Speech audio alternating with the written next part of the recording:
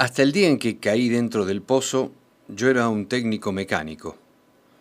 Tenía una familia, una casa modesta, un taller, 2 autos, una moto. Y creía vivir una vida común y corriente. Ahora a la distancia me doy cuenta que era feliz, y no lo sabía.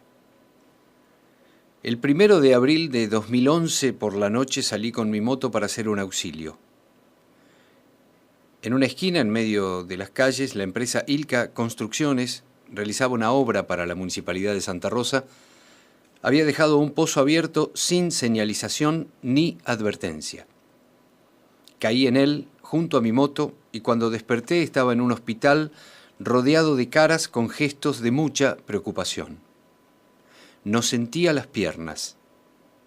Me fueron diciendo de a poco que mi situación era grave, que mi vida pendía de un hilo y que el diagnóstico era fulminante.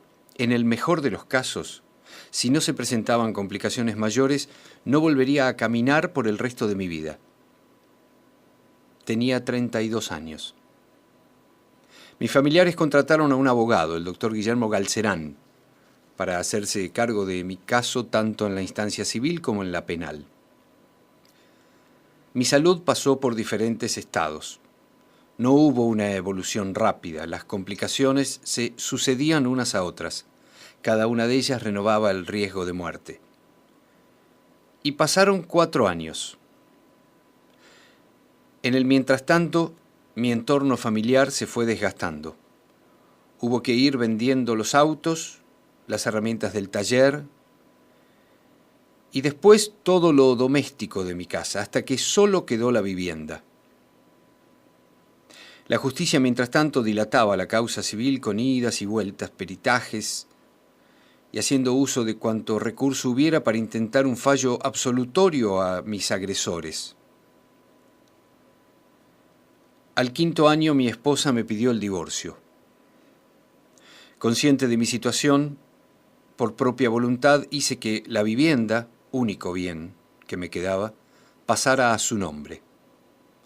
Literalmente quedé en la calle. Mi opción era continuar mi vida como menesteroso en la vía pública o defender mi causa hasta la muerte. Y así, con mi silla de ruedas y vestido con lo puesto, me instalé en el centro judicial, dispuesto a quedarme hasta que se diera un veredicto o muriera en el intento. Comencé mi protesta viviendo al abrigo de los cajeros automáticos del centro judicial y alimentándome de la caridad pública.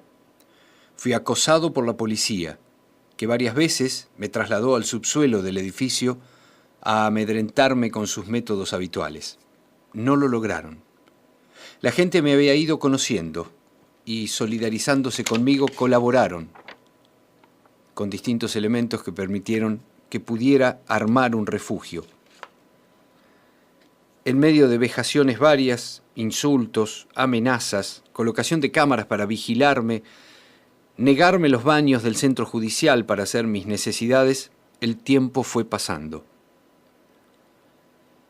En medio de esas vicisitudes pasó un año, hasta que un día me citó la jueza de primera instancia y me dijo 2 cosas. Primero, que debía cambiar mi abogado, porque era conflictivo que me defendiera como demandante de la provincia porque también ejercía un cargo en el Estado. Y segundo, que cesara mi actitud de protesta porque la misma implicaba una presión hacia la justicia y si eso continuaba dejaría de recibirme. Lejos de obedecerles, gestioné en el registro civil que se me diera como domicilio legal el centro judicial. Las autoridades accedieron a eso y hoy consta en mi documento de identidad ese domicilio. Allí recibo la mensajería. Mi choza pasó a ser legalmente inviolable de no mediar la orden de un juez, lo que no me deja muy tranquilo porque jueces por acá hay muchos. En medio de mi precariedad, continué viviendo en mi asentamiento sin que mejoraran, sino al contrario, mis necesidades sanitarias y viviendo de la buena voluntad pública. Ese ejercicio me llevó a conocer mucha gente solidaria que de una manera u otra se sumó a mi causa. pasaron 6 años de mi vida. La primera instancia judicial fue resuelta favorablemente para mí. La provincia, la municipalidad e Ilka Construcciones fueron condenados a pagar la suma a la que arribaban los cálculos, pero los 3 deudores apelaron la sentencia y con la lentificación natural del proceso la causa fue derivada a la Cámara de Apelaciones. Allí los 3 jueces, de forma unánime, confirmaron la sentencia en todos sus términos y volvió a la primera instancia. Ya no había más a lo que pudieran apelar. Pero han pasado 8 años terribles de mi vida.